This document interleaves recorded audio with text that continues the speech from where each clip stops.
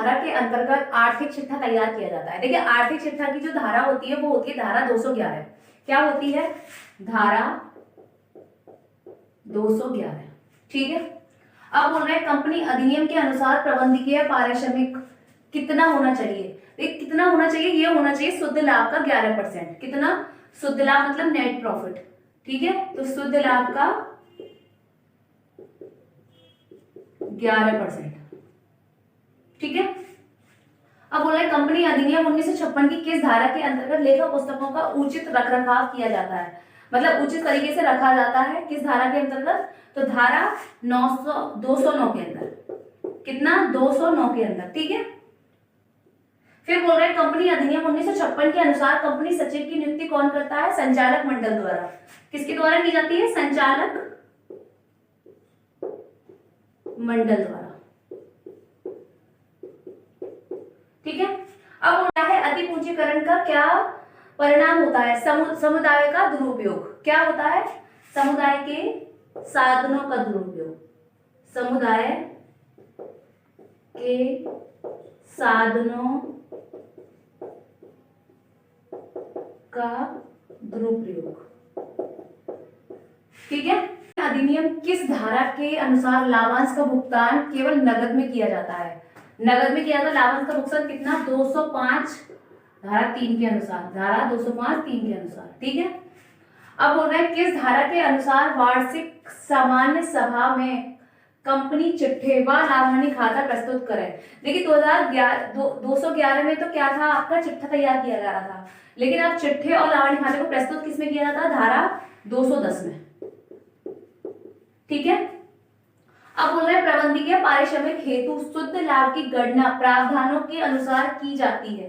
किसमें की जाती है? 349 से 350 में। धारा 349 से 350 में। ठीक है। अब बोले किस धारा के अंतर्गत कंपनी अपने खाते उपार्जित आधार पर तैयार करती है? उपार्जित आधार पर तैयार करती है वो करती है धारा 209 के अनुसार। ठीक है। अब बोले पूंजीगत बोनस वितरित करने का प्रस्ताव पास करते हैं। कौन प्रस्ताव पास करते हैं? संचालक मंडल। ठीक है। कौन करते हैं? संचालक मंडल। ठीक है। देखिए क्या है, अब क्वेश्चन है बोनस अंशों के लिए किस संचय का प्रयोग किया जाता है? देखिए और किस संचय का यूज नहीं करते बोनस के लिए? केवल मुक्त, मतलब जो सब संचय जो किसी में यूज ना होता हो, मतलब किसी में भी यूज किया जा सकता है, वो संचय। ठीक है, मुक्त संचय। ठीक है। अब लाभांश घोषणा के लिए कि कितने दिन से अधिपत्र जारी करना या चेक जारी करना अनिवार्य है? तो क्या? 42 दिन से पहले। ठीक है। बोले कंपनी अधिनियम 1956 की धारा 350 के अनुसार मूल हस्तांतरित करने का समय कितना निर्धारित किया गया है? मूल लागत का 50% अपलिखित करने के लिए। अपलिखित करने। ठीक है। अब बोले ब्लू चिप अंशों से क्या आशय है? ब्लू चिप अंशों से आशय होता है वो चिप जिनका क्या हो रहा है? लाभांश को उचित दर में दिया जा रहा हो, जिस पर लाभांश को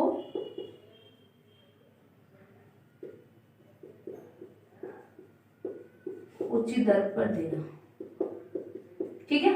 अब बोले श्वेत समता अंश का क्या अर्थ है? पूर्व में, जो पूर्व में मतलब है ना, निगमित श्रेणी के समता अंश। देखिए क्या है, जो पूर्व में निगमित हो चुके हैं, ठीक है, वो उनके क्या? समता अंश। ठीक है, इक्विटी शेयर। किस रूप में बोनस अंशों का निगमन किया जाता है? केवल साधारण अंशों में। ठीक है, केवल साधारण अंशों से ही क्या किया जाता है? बोनस अंशों को इशू किया जाता है। ठीक है, तो केवल साधारण अंशों। ठीक है। अब बोला समावेलन से पूर्व का लाभ ले जाया जाता है। कहां ले जाया जाता है समावेलन से पूर्व का लाभ? पूंजीगत संचय में। किसमें? पूंजीगत संचय। ठीक है। बोला है अभिगोपन का अर्थ क्या है? अभिगोपन का अर्थ क्या होता है? अधिगोपन का अर्थ होता है गारंटी का अनुबंध, मतलब गारंटी से कांटेक्ट करना। गारंटी का अनुबंध।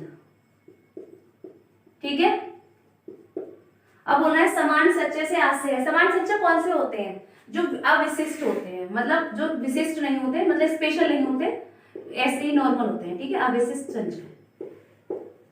ठीक है, अब बोलना है अभिगोपन कमीशन दिखाया जाता है। किसमें दिखाया जाता है? संपत्ति पक्ष के विविध व्यय में। ठीक है,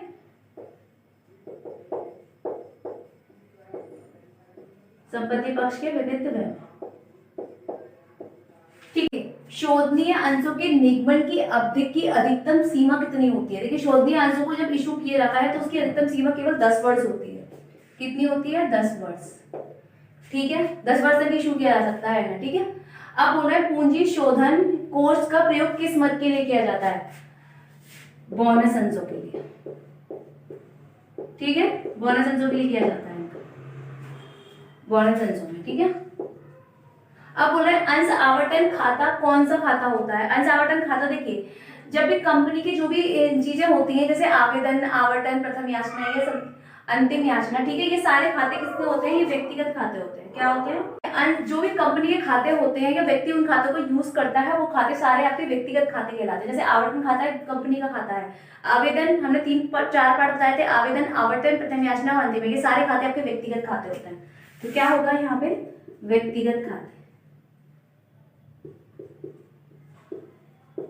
ठीक है, अब बोला यदि कंपनी निगमन बंद कंपनी का निगमन बंद होने के 30 दिनों के अंदर अंशों का आवंटन नहीं करेगी, अगर 30 दिन के अंदर अंशों का आवंटन नहीं करती कंपनी, तो आवेदन राशि आपको लौटानी पड़ेगी। कितनी लौटानी पड़ेगी? 9% ब्याज सहित।